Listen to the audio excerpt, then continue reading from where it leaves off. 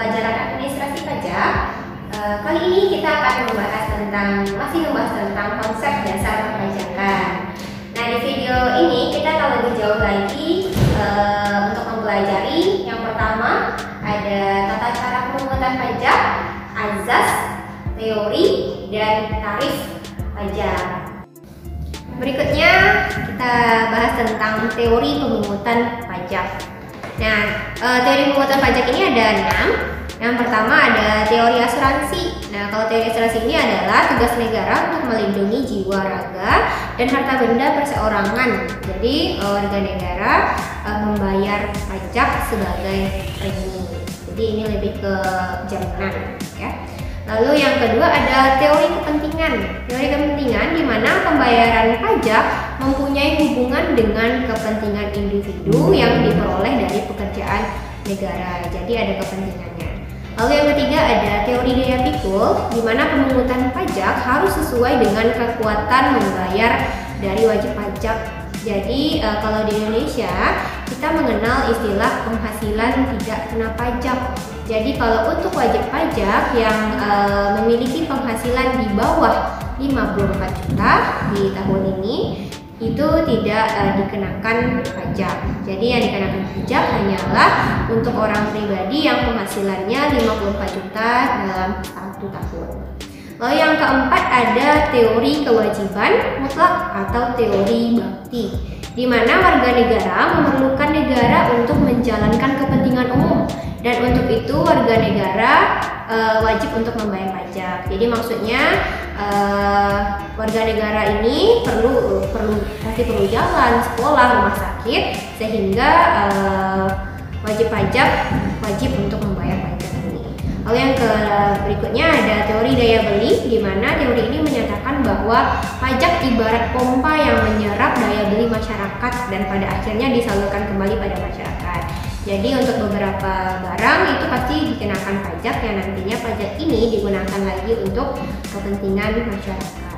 Lalu yang terakhir ada teori pembenaran Pancasila, yaitu di mana untuk sistem pemungutan pajaknya berdasarkan azas kekeluargaan dan gotong royong. Pajak merupakan pengorbanan setiap anggota keluarga untuk kepentingan bersama tanpa imbalan. Imbalannya tidak secara langsung. Lalu yang terakhir ada tarif pajak. Nah, tarif pajak ini seperti apa? Yaitu yang pertama ada tarif pajak tetap, di mana jumlah yang tetap atau sama terhadap berapapun jumlah yang dikenai pajak.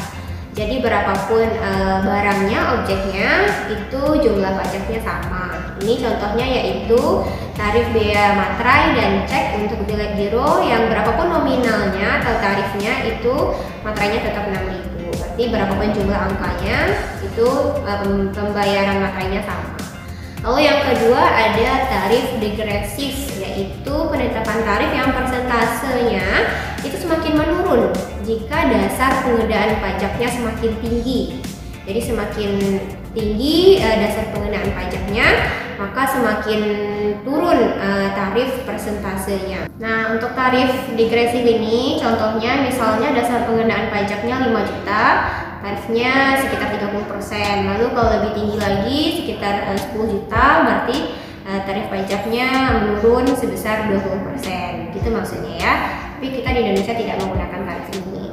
Lalu yang ketiga ada tarif proporsional, di mana pengenaan tarif pajak dan persentase tertentu yang sifatnya tetap, sehingga semakin besar pengenaan pajaknya, semakin besar pula pajak yang harus dibayar. Jadi dia mengikuti dasar pengenaan pajaknya. Contohnya di sini yaitu PPN. Jadi misalnya kita beli suatu barang harganya 10 juta, kena PPN 10%, berarti tarif PPN-nya 1 juta. Lalu kalau barangnya harganya 20 juta, berarti PPN-nya 10% dari 20 juta berarti 2 juta.